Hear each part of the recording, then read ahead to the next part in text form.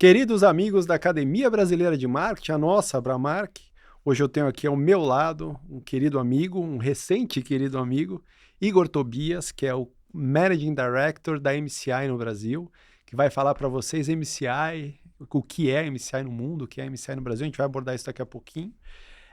Igor tem uma trajetória incrível. Ele vem, hoje a MCI se define como uma empresa de engajamento, né? E ele veio desse mundo do engajamento, no começo da carreira dele, naquele que provavelmente é o ambiente que mais engaja pessoas, que é o mundo dos eventos, ainda mais eventos com turismo, com tempero do turismo. Então, Igor, queria agradecer muito você estar aqui hoje com a gente e já vou emendar minha primeira pergunta, que é pedir justamente para você contar aí brevemente essa linda trajetória profissional. Legal, Fábio. Obrigado primeiro pelo convite, aí, pela oportunidade. Então, vou tentar encurtar aqui um pouco da minha trajetória. Eh, eu me vejo como um profissional de eventos desde sempre, né? Então, eu nunca fiz outra coisa que não fosse isso. E essa história começa ainda na escola. Eu estudei no Objetivo e o Objetivo tinha um festival de música que chamava FICO. Então, É quem estudou, é verdade. verdade, era o FICO, né? Que era o festival interno do Colégio Objetivo, que era um festival de música, basicamente, que era uma competição de bandas, né? Das unidades do Objetivo. E quando eu estava ali, na época era colegial ainda, né? A gente chamava de colegial, a escola me convida para fazer parte do comitê que eu estudei no Objetivo da Luiz Góes, do comitê que levaria, enfim, que lideraria a participação da unidade no festival. E por 2 anos a gente não organizava o festival em si, a gente organizava a nossa participação no festival. É a primeira memória que eu tenho formal de trabalhar com eventos. E dali, enfim, aí foi uma sequência ali de experiências. Comecei a trabalhar com balada, na noite, com promotor de eventos. Depois eu fui parar no AMB, trabalhando na parte de turismo do AMB, que é essencialmente fazer os eventos da cidade de São Paulo. Então a gente fazia ali os eventos da cidade de São Paulo, Carnaval, Folia na Faria, Euforia na Nova Faria, desfile de 7 de setembro, enfim, aí fazia uma série de... Fui em alguns deles. exato, eu fazia parte da produção ali do evento, né? E ali foi uma sequência ali de... trabalhei com promo, enfim, eu falo eventos, mas na verdade talvez live, né? Talvez fosse o termo mais correto. Então eu trabalhei um pouco com promo também, com PDV em algumas agências, e aí foi uma sequência de uma agência atrás da outra, até que em 2010 eu resolvi montar minha própria empresa. Então, ali na virada de 2010 para 2011, eu resolvi empreender e comecei com uma primeira empresa que chamava-se Privia, que era uma empresa de eventos e incentivos. Depois eu me juntei com uma outra empresa, tive uma oportunidade de fazer uma espécie de um merging, de troca. Na verdade, foi uma troca de ações com uma outra empresa, uma empresa chamada Pertra. Aí a gente separou. Então a Privia era só campanhas de incentivo e eventos, criação e produção de eventos, e a Pertra fazia a parte de viagens de incentivo. E aí segui com as duas empresas por um tempo. Depois a gente abriu mais uma empresa em parceria com uma empresa da África do Sul, que chamava You Win, I Win, que era uma empresa só de... Elas tinham uma plataforma de campanhas de incentivo. A gente só fazia campanha de incentivo nessa empresa. Então eram 3 empresas, né, no grupo. A gente chamava o grupo de P2Com. Depois disso, teve ali uma reviravolta com os sócios, eu acabei comprando a parte dos sócios, fiquei com a Privia e com a Pertra sozinho, e depois de um tempo eu vendi a minha operação para MCI. Então durou mais ou menos 7 anos, contei 7 anos de história aqui rapidinho, né? Da hora que eu abri a empresa até os sócios saírem, fiquei sozinho e vendi a minha operação para MCI em 2016. No finalzinho ali de 2016, na virada para 2017, começo a trabalhar na MCI. Fez 8 anos agora em outubro. E o que aconteceu? Que depois de 3 anos, aí tinha earnout, aquela história toda. Depois de 3 anos, eles me convidaram para ser diretor-geral no Brasil. Ali encerrou o contrato, houve uma nova negociação e ali eu assumi a empresa bem na pandemia. Foi na virada ali, comecinho de 2020, eu assumo a MCI. E aí é uma história interessante também, porque o projeto era um projeto de expansão, de crescimento. E aí, março de 20, Vem a pandemia. pandemia, E aí um projeto que era todo um planejamento e um projeto que era para expansão se tornou um projeto de sobrevivência. A ordem que eu tive lá da Suíça, a MCI é uma empresa suíça, foi sobreviva, faz o que você tiver que fazer para sobreviver. A gente não sabe direito até onde vai, ninguém sabe, ninguém sabia muita coisa. Eu lembro que o primeiro report que eu fiz para a Suíça da pandemia era um plano de 3 meses de isolamento, um plano de 6 meses. Então a gente trabalhava com essas duas possibilidades, 6 meses e 3 meses. Enfim, durou 1 ano e tralalá, né, até as vacinas saírem, enfim. Num Enfim, cenário de evento, né? Que sim, foi altamente sim. impactado. Naquela época, mais ou menos 70%, 80% do nosso volume vinha do experience, né? Vinha do presencial. Ou um evento, ou uma viagem de incentivo, ou uma ativação de marca, e por aí vai. E tinha ali 20 e poucos por cento que eram serviços de consultoria, de estratégia, outras coisas que a gente atuava. E você lá, empreendedor ainda, aí veio um grupo chamado MCI. Você conhecia a MCI? Conhecia a MCI, inclusive faz 15 anos esse ano, agora no Brasil, né? Fez agora 15 anos. Eu conhecia por conta de viajar muito e via a atuação da MCI lá fora. A MCI já estava no Brasil há 7 anos, mais ou menos, então eu já conhecia o projeto, já conheci, inclusive, um dos sócios, enfim, então já tinha uma certa proximidade com a empresa. Uma das coisas que mais me encantou, né, nesse tempo que a gente tem conversado bastante é justamente a MCI, que é um grupo suíço, que tem uma característica bastante diferente, inclusive de gestão, que tem uma visão muito clara em relação ao futuro, e ela estabelece isso.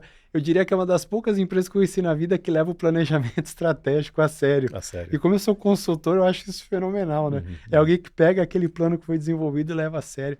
Então, imagino que tenha muita gente que tem ouvido falar da MCI, mas não conheça tão profundamente. Conta pra gente um pouquinho do que é a MCI no mundo e o que é no Brasil.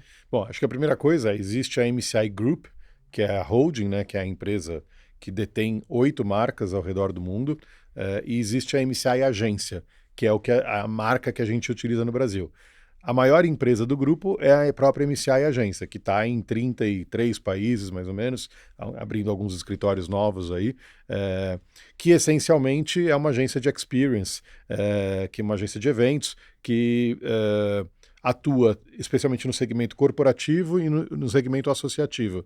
Corporativo, fazendo eventos e ativações e incentivos para o mercado corporativo, e o mercado associativo a gente já tem uma solução um pouco mais completa, a gente faz consultoria estratégica, representação de associações, uma série de serviços e eventos associativos também.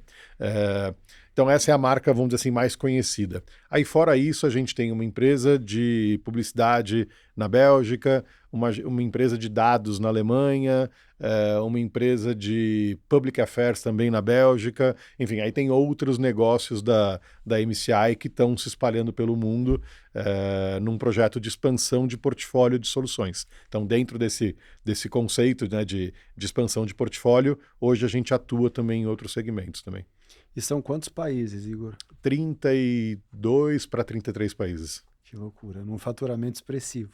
A gente fecha esse ano de 2024 com não um faturamento bruto, porque a gente não conta muito o faturamento bruto, né? O faturamento bruto é dinheiro que só passa pela conta, né? Quando a gente pensa a receita reconhecida em contabilidade, a gente fecha com mais de 200 milhões de euros esse ano. E aquilo que eu estava falando, né? Que eu acho uma coisa importante citar, né? Até para as pessoas entenderem. Vocês, a cada período de tempo, vocês definem um novo objetivo, um novo propósito para o negócio e vocês caminham. Então, assim, vocês estão nesse exato momento numa transição, né? Virou agora. Virou agora. Qual era e qual passou a ser o novo objetivo do grupo? Legal. Bom, aqui não dá para não falar da pandemia, tá, Fábio? Então, claro. A MCI, assim, quando eu entrei na MCI há 8 anos atrás, ela se posicionava como uma empresa de construção de comunidades, né? Então, o que a gente dizia eu construo comunidades e gerencio comunidades em qualquer plataforma, em qualquer canal e por aí vai.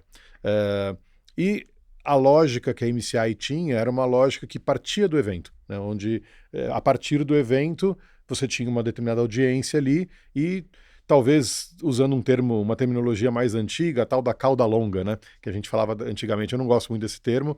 A MCI até meio que assim, desprezava um pouco esse termo cauda longa.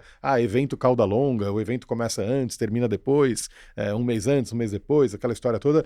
A gente preferia olhar que aquela audiência precisa ser ativada 360 dias por ano, né? Ou 365, né? E aí, dentro desta lógica, a empresa se posicionava como uma empresa que ativava essa comunidade, essa determinada audiência ao longo do ano. E aí veio a pandemia, né? Ou seja, a pandemia mudou um pouco esse jogo.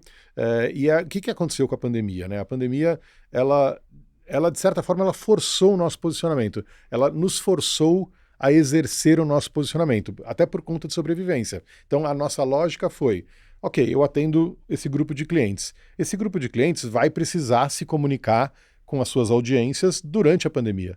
Dure ela 3 meses, 6 meses, 1 ano, não importa, ele vai precisar se comunicar e ativar essa audiência. Ok, cliente, eu vou fazer isso para você, eu vou continuar fazendo isso que eu já faço para você em qualquer canal que você escolher a partir de agora. A gente vai escolher junto o melhor canal, o canal certo. Seja um grupo de WhatsApp, seja o Discord, seja o YouTube, seja uma live, enfim, tanto é que a gente acabou até montando um estúdio na época que bombou, a gente vendia o estúdio que nem água, porque era uma forma que Sim. os nossos clientes encontravam para se comunicar com as suas audiências.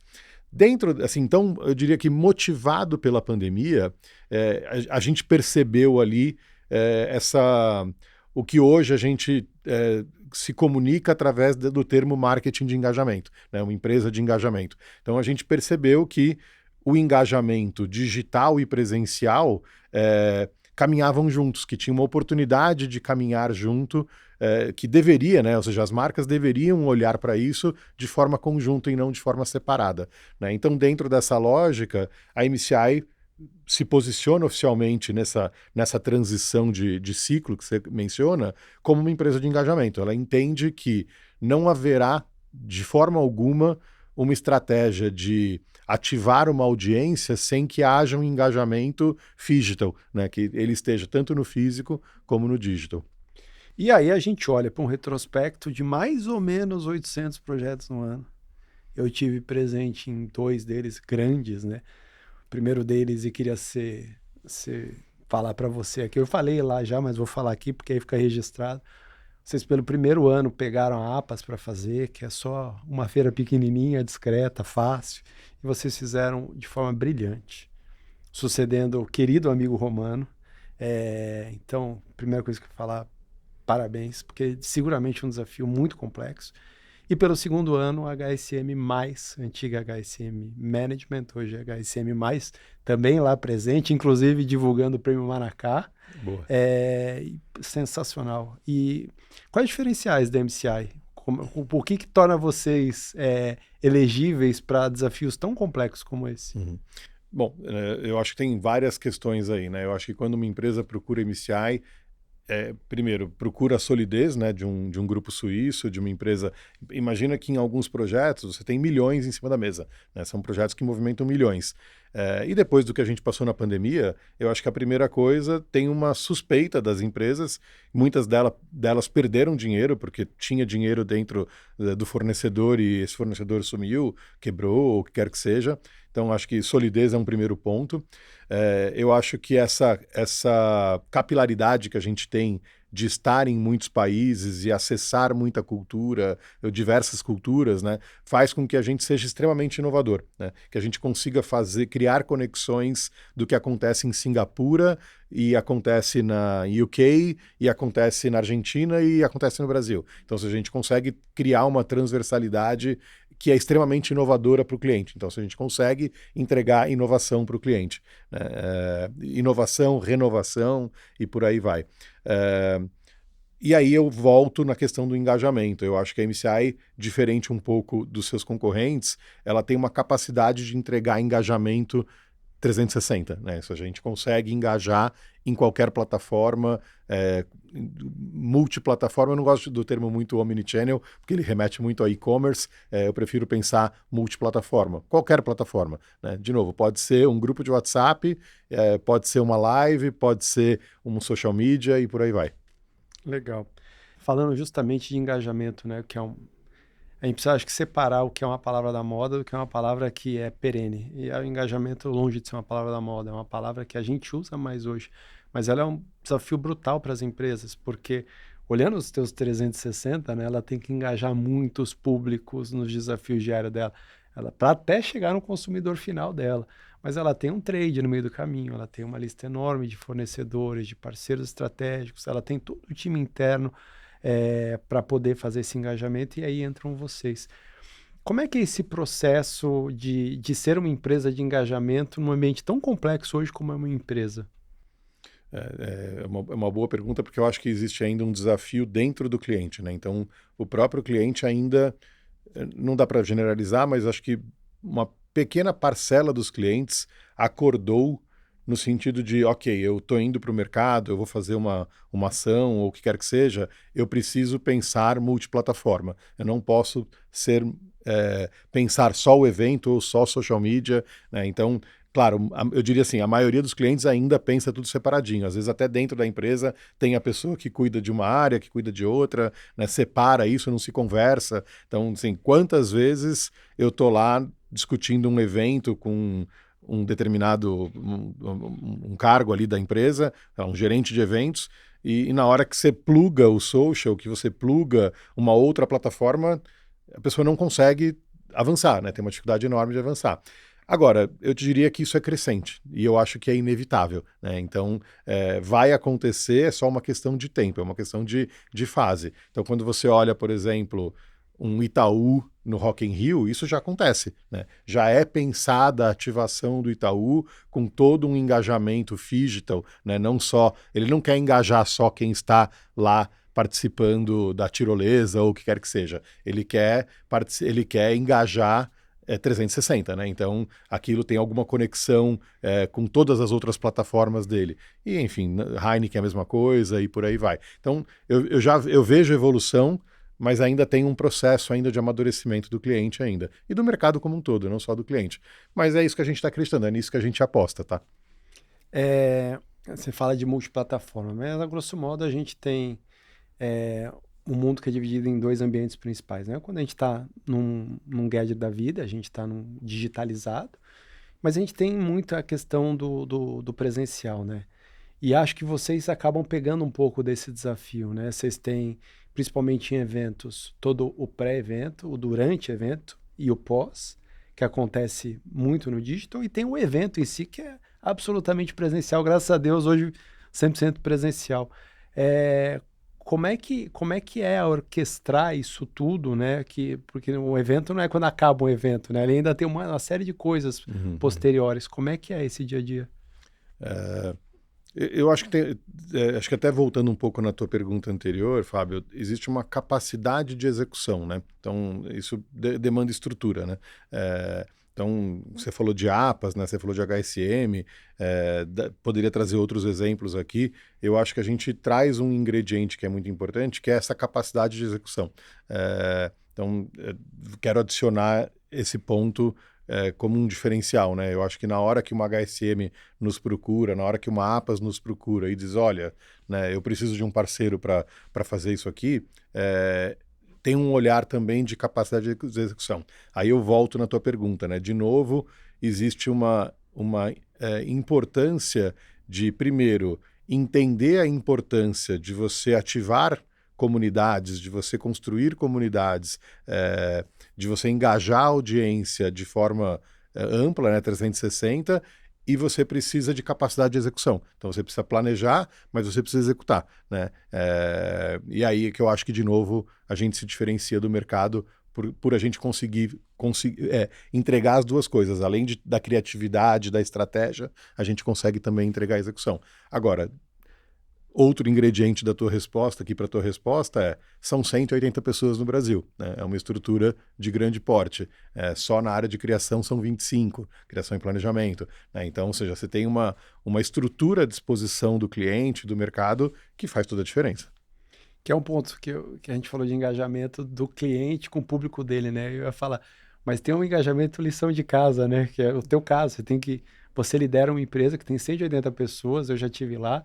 uma parte pequena presencial, uma parte grande remota. Como é que é esse dia a dia? Sim, é uma ótima pergunta, né? A gente trabalha essencialmente home office, a gente vai para o escritório, eu vou para o escritório uma, talvez 2 vezes por semana, e eu não vou para o escritório para trabalhar no escritório, né? Eu não vou lá para fazer reunião online, eu vou lá para me reunir com o time, para fazer reunião de resultado, brainstorming, enfim, ou seja, a gente se reúne presencialmente com razão, né, com uma boa motivação para sair de casa, né? Então a gente entende por cultura, né? A gente construiu essa cultura no pós-pandemia que a gente precisa de uma boa razão para sair de casa, né? A gente pensa assim os eventos também, tá? A gente entende que quando a gente pensa um evento, eu preciso oferecer para o participante uma boa razão para ele sair de casa. Na MCI a gente atua da mesma forma. Então, toda vez que eu convido a equipe para vir para o escritório, eu dou boas razões para eles virem para o escritório. Então, acho que essa é uma primeira característica da MCI. Fora isso, a gente tem um plano que a gente chama de engajamento mesmo, é um squad de engajamento que a gente formou. Esse squad ele é formado por pessoas de várias áreas da empresa, são voluntários, né, são pessoas da criação, do financeiro, do RH, da produção, do atendimento, do comercial, que se reúnem uma vez por mês e eles criam uma régua de engajamento ao longo do ano, né? Então, a gente cria todo um plano de o que a gente vai fazer para que essas pessoas estejam conectadas com a empresa socialmente, culturalmente, afetivamente, de alguma forma também, né? E a gente consegue, na minha opinião, ter um bom sucesso nesse aspecto. Só para você ter uma ideia, eu tenho 3 KPIs como gestor da empresa no Brasil. O primeiro KPI é o óbvio financeiro, o segundo KPI é o NPS, clientes, e o terceiro KPI é o engajamento da equipe. A gente mede, a gente criou uma métrica interna, isso no mundo inteiro, que a gente mede o que a gente chama de ENPS, que é o Engagement NPS, né, que é o Employment NPS, que a gente mede o nível de conexão que as pessoas têm com a empresa. E eu tenho a mais alta do mundo. A MCI Brasil é a empresa, é a filial, vamos dizer assim, mais engajada do mundo. A gente até ganhou um prêmio esse ano. Que legal. Imagino que, até porque vocês se posicionam e vocês praticam o conceito de engajamento, isso faça com que o dia a dia nos clientes de vocês seja menos de pequenos projetos e mais de projetos ao longo do ano. Até porque você engajar alguém, você não faz o engajamento num evento começo, meio e fim, né? Esse é um processo contínuo. É assim mesmo? Olha, assim, a primeira coisa é 70 e poucos % do nosso volume é recorrente, né? Então são clientes recorrentes, são clientes que estão com a gente há alguns anos, 3 anos, 5 anos, 10 anos e por aí vai. E a gente tem, obviamente, né, dentro do nosso desejo e posicionamento de ser estratégico, de ajudar o cliente a solucionar os problemas dele e não simplesmente executar ou produzir os eventos deles, a gente procura construir relações de longo prazo. Então, dentro desse conceito de construir relações de longo prazo, eu tenho que me habilitar a fazer do 8 ao 80. Então, poderia te dar exemplos aqui de clientes que fazem uma convenção de vendas para 20, 30 mil pessoas e, ao mesmo tempo, fazem uma reunião para 30 pessoas, né? E a gente está lá executando os 2 projetos, o de 30 mil e o de 30. Né? E a gente não faz distinção, por quê? Porque a gente entende que em ambos os casos, aquele investimento está acontecendo por uma razão. Aquele investimento está acontecendo porque ele tem um problema a ser solucionado. Todo briefing é um problema. Todo briefing. Senão ele não existiria, senão não tem por que ele gastar aquele dinheiro. Então, a gente lê um briefing, a gente parte do princípio que, na hora que eu recebi um briefing, eu preciso solucionar um problema, ou alguns problemas, né? Então, dentro dessa lógica, eu não faço distinção. Pode ter 30 ou 30 mil. Ou 150 mil no caso da APAS. Legal esse ponto, né? Às vezes acho que as empresas se esquecem que todo briefing é um problema e às vezes acabam não sabendo qual é o problema que elas têm para solucionar. A gente está encerrando 24. Se você puder fazer um fechamento de como é que foi esse ano para vocês e o que vocês estão esperando para o ano que vem. Legal. A gente falava isso agora há pouco aqui na antessala, né? Eu acho que a MCI tem uma posição muito privilegiada, a gente tem uma carteira muito sólida, muito recorrente, muito leal, né, ao que a gente vem entregando. 24 vai ser, né, está sendo e vai terminar como o melhor ano da nossa história no Brasil e no mundo, né? Então, no Brasil, bastante diferente, né, do pré-pandemia. 22 foi o melhor ano da nossa história, 23 de novo e 24 será de novo, né? E no mundo também, claro, numa proporção menor, porque a Europa tem uma lógica diferente, a gente é muito forte na Europa, e a proporção de crescimento na Europa é sempre... não existe crescer dois Sim, dígitos, né? sim. É meio fora do... Né? Quem cresce dois dígitos é aqui a gente cresce, né? País emergente e tal. Mas ainda assim, tanto no Brasil como no mundo, a gente fecha o ano com os melhores resultados da história, tanto em resultado financeiro, como em engajamento de cliente e de equipe, tá? Então a gente tem um ano muito, muito bom, né? A gente tem Parabéns. a gente está muito feliz aí com o que a gente está sendo capaz de entregar aí para todos, né? E 25, a gente tem uma expectativa de que seja um ano bom, mas com muitos desafios, aí falando um pouco de Brasil, né? Com muitos desafios políticos e econômicos. Não vou ousar fazer análises aqui, porque não é a minha praia, mas a gente enxerga que vai ser um ano bastante desafiador. No mundo, a MCI tem outros desafios que, obviamente, né, para falar o óbvio aqui, guerra da Ucrânia e Rússia, Palestina, Hamas e Israel, são guerras que influenciam a Europa muito mais do que a gente aqui no Sem Brasil. dúvida. Então aqui a gente não sente de verdade, se a gente for pensar, a gente mal fala sobre isso, a gente mal lê Sim. notícias sobre isso. Na Europa é diferente, né? Então eles têm uma lógica ali, uma conexão, né, tanto com o Oriente Médio como com a Rússia e com a Ucrânia, diferente da gente. Então tem ali algumas preocupações. E no ambiente ainda externo, ainda, a eleição do Trump também gera algumas incertezas, né? Então, a tendência, inclusive hoje eu estava ouvindo um analista falar, a tendência é que o Trump faça alguns exercícios ali de tarifas, né, de proteções ali para os Estados Unidos, onde os Estados Unidos deve crescer, mas o resto do mundo crescerá menos. Né? Para ele poder crescer mais, o resto do mundo tende a crescer menos, ou não crescer. Né? Então a gente enxerga que é um ano com desafios, mas ainda assim com muita oportunidade. Novidades para MCI no ano que vem, aqui no Brasil? A gente, dentro repetindo aqui um pouco a minha fala do início, né, a gente tem um objetivo de aumentar portfólio, né, de soluções. Então, hoje a gente atua essencialmente com eventos, ativações e incentivos, mais ou menos aí 80 e poucos por cento do nosso faturamento vem dessas três cadeiras, né? E o nosso objetivo é ampliar portfólio. Então, provavelmente via aquisições, provavelmente via orgânico também. Então a gente já tem, por exemplo, uma área de conteúdo, uma área de digital, que ela vem crescendo, mas para acelerar esse crescimento, a gente deve entrar com algumas aquisições aí. Estamos numa época do ano onde muitos jovens vão prestar vestibular e vão pensar aí numa próxima etapa da vida deles. Eu queria que você deixasse aí um recado para quem está pensando em fazer marketing e tem essa belinha aí, essa coceira aí do evento, de experiência, de live marketing. Qual recado você deixaria para esses jovens?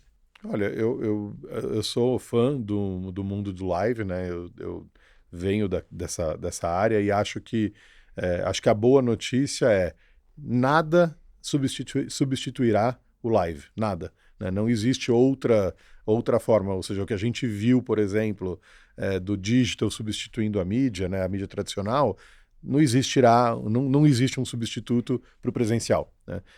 Vai diminuir, vai aumentar, é uma discussão válida, mas substituto não haverá. Né?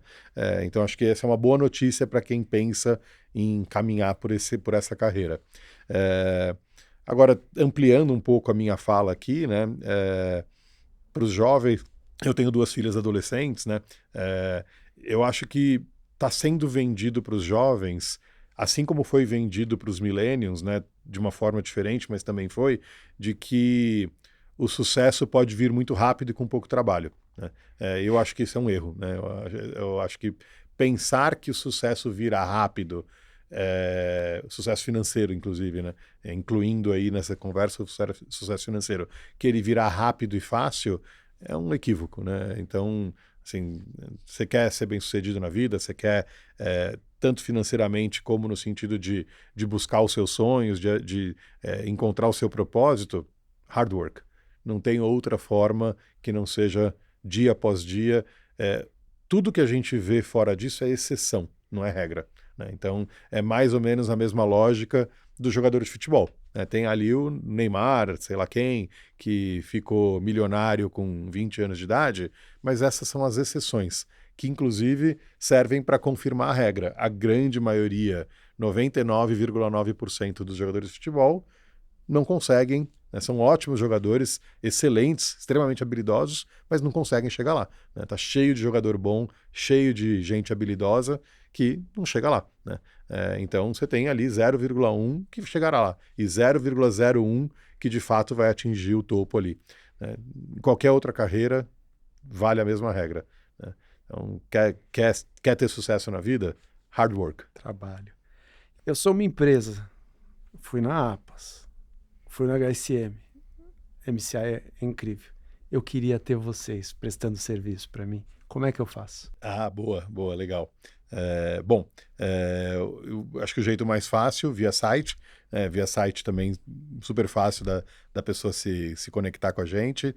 E a gente é hiper plugado, né? Então, LinkedIn, social media, a gente recebe leads aí de tudo quanto é jeito. Meu LinkedIn é aberto, enfim, é super fácil achar a MCI aí. Mas se você quer, eu tenho o celular do Igor, mas só se você quiser mesmo. Aí eu vou fazer o filtro e aí eu faço esse contato maravilhoso. Excelente, Fábio. Igor, muito obrigado por você estar aqui com a gente, pelo seu tempo, pela amizade, pela parceria do Prêmio Manacá, que a gente vai contar bastante para vocês ao longo de 2025 que se trata, e dizer que é uma honra ter você aqui e te parabenizar pelo trabalho incrível que você tem feito à frente da MCI. Boa. Legal, Fábio. Obrigado pela oportunidade, pela parceria e por me convidar aqui para esse estúdio legal aqui. Virá mais vezes, se Deus quiser. Tomara. E é isso, queridos amigos. Mais uma entrevista incrível aqui. Semana que vem estaremos aqui novamente com um novo entrevistado.